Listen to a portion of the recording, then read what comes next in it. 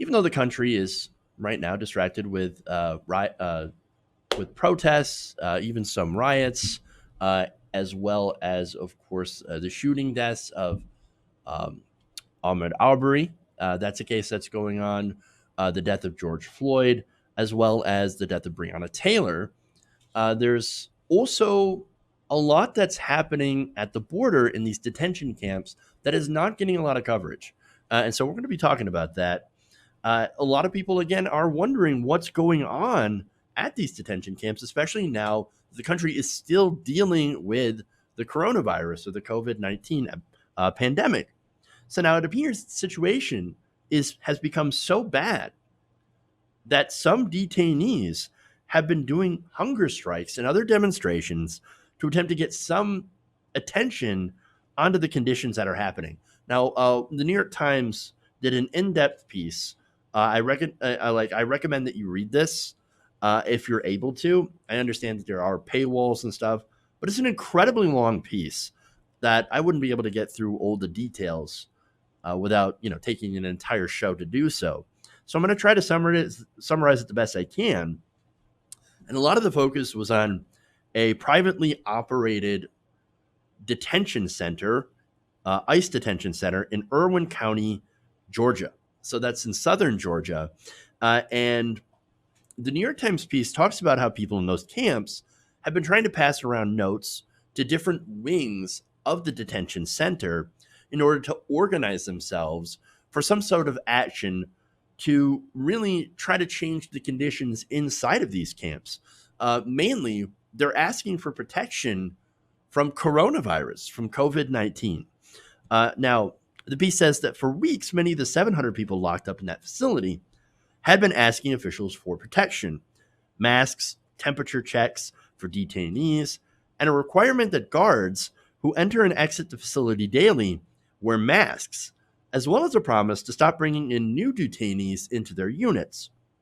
However, life inside Irwin, while the states were shutting down, which is run by a Louisiana-based private company called LaSalle Corrections, has scarcely changed, except for some additional cleaning and a temperature check for new arrivals.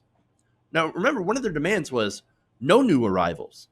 They said, no, we're going to still bring in new people, but we're going to temperature check them, but no temperature checks for anyone else.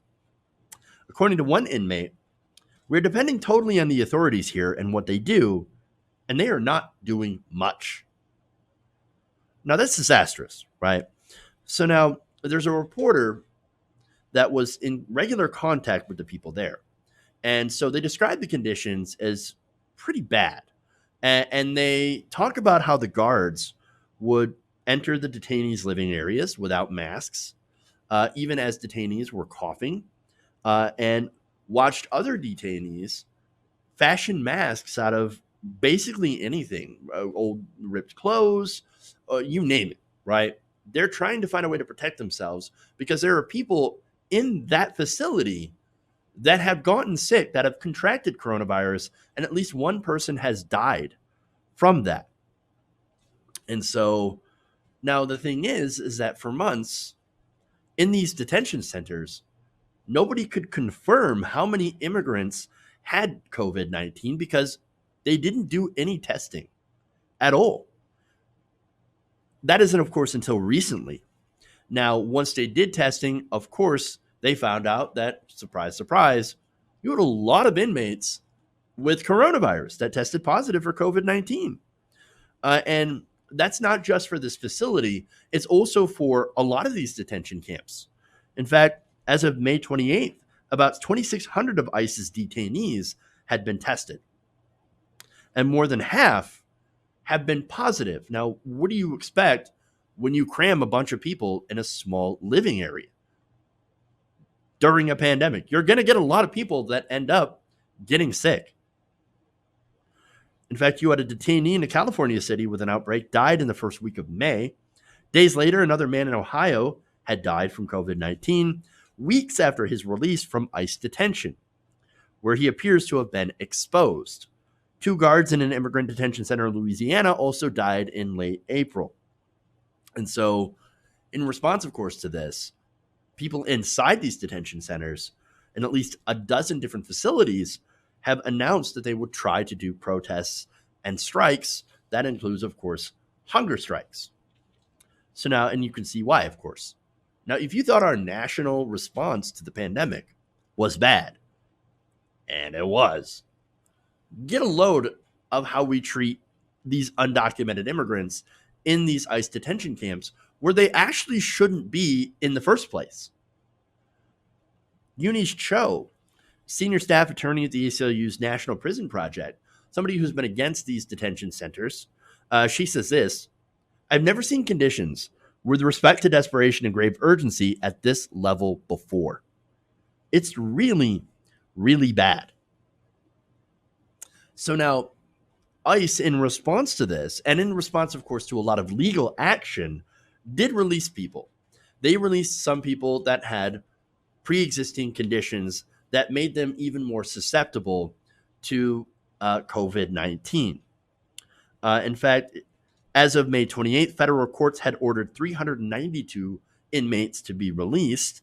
But that means, of course, that there's still a ton of people who are in these facilities that are still getting exposed to COVID-19. And so, of course, something has to be done. That's why people are protesting. Now, of course, ICE officials have pushed back. They've actually downplayed the risk. They called the fears of infection, quote, purely speculative and conjectural, and argued that detainees would be no safer outside than they were inside. And even when they were forced to release detainees, because they didn't do this of their own will, again, they were ordered by the courts to release people, and they say, well, okay, we'll release them, but you know what they're doing? We're going to end up releasing these dangerous criminals back into the world, and you guys don't want that, do you? Well, what kind of quote-unquote dangerous criminals are you releasing? Well, there was one case where a person had a DUI. Ooh, what a danger to the community. Seriously. Ridiculous, right? But here's the issue, right? These detention camps were bad before COVID-19. Now they're worse. Now they're worse. You add in a pandemic, you add multiple people to one cell, and it's going to get bad. And it already has gotten bad. But understand that ICE has basically a vested motive in keeping these people locked up. Now, part of that, and it's an incredibly gross reason, right? Part of it is existential anxiety. Now, right now, the border is closed, right? Thanks to COVID-19, which actually is a sensible response. Yes, close the border, turn people away. I know it sucks. We're in the middle of a pandemic. We're trying to control stuff on our own borders here in our own country. So I would like to open it up once we get a handle on this thing.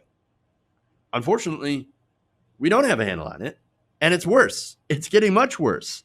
And so they say that, well, I mean, if we let everybody out of these detention centers, well, then we would have no reason to exist. We would have to shut them down.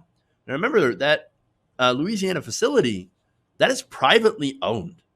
A lot of these detention centers are privately owned by private corporations, or at least privately run by corporations, which means they get contract money.